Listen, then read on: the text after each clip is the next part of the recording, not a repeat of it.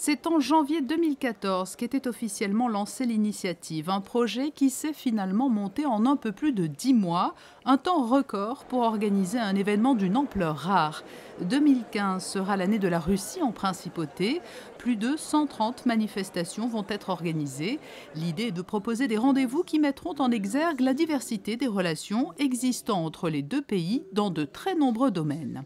C'est essentiellement une coopération culturelle, mais aussi scientifique, aussi sportive, aussi environnementale, aussi gastronomique. Donc il y a beaucoup d'événements divers. Peut-être que les plus grandes manifestations culturelles après l'ouverture par le ballet des Bolchoï sera la grande exposition cet été au Grimaldi Forum sur l'avant-garde russe. Sortiront de Russie pour la première fois des tableaux majeurs de cette époque très importante dans l'histoire de l'art. 2015, année de la Russie, va permettre de donner un nouveau prolongement aux liens historiques et amicaux qui existent entre la principauté et la Russie, des liens qui remontent à plus de 150 ans, et cela permettra également au public de découvrir de nombreuses facettes de la culture et des traditions russes. Il me semble que les relations entre nos deux pays ne sont pas seulement des relations économiques, mais également des relations humaines, des relations scientifiques, des relations culturelles.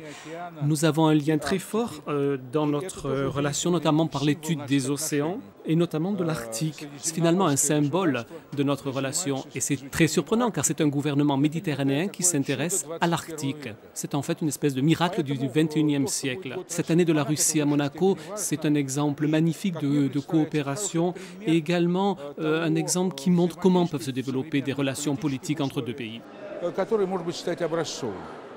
Tous les acteurs culturels de la principauté ont donc répondu présents, mais pas seulement. D'importants partenaires ont souhaité associer leur nom à cette grande opération et apporter leur soutien au gouvernement princier. Je trouve que cette initiative doit être soulignée. C'était quand même très audacieux de lancer l'idée d'une année de la Russie. À Monaco, on connaît les liens historiques et culturels de la Russie et de Monaco. Donc pas forcément d'étonnement, mais une année aussi bien organisée, aussi riche d'événements et d'autant de liens avec la Russie, ça a été très appréciable. D'une manière générale, Moëtensi est évidemment extrêmement lié et intéressé à la culture, puisqu'une de nos grandes valeurs est la multiculturalité. Et d'un autre côté, c'est vrai que nous sommes très attachés à Monaco, comme vous le savez, et d'autre part à la Russie, depuis longtemps, puisque nous avons une de nos marques, Veuve Clicquot, d'ailleurs, qui est mise en évidence pendant ces événements, qui est en Russie depuis quasiment 1870 et qui a été d'ailleurs à l'époque une destination, je parle de la Russie, extrêmement importante pour cette maison puisque c'était le principal client de Veuve Clicquot. Le groupe Jules Vert est un groupe qui s'inscrit dans la tradition puisque nous allons fêter l'année prochaine notre 125e année d'anniversaire de création du groupe Jules Vert et nous sommes ravis donc de participer à des événements culturels qui mêlent à la fois la tradition, la grande tradition russe, la modernité également, et les liens à la fois amicaux, historiques et culturels. L'événement inaugural de 2015 année de la Russie à Monaco sera donné le 19 décembre prochain au Grimaldi Forum avec un beau partenariat culturel.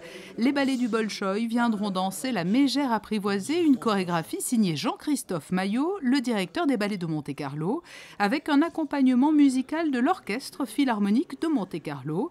Pour découvrir l'ensemble des manifestations organisées dans le cadre de 2015 année de la Russie à Monaco, un site internet est à votre disposition.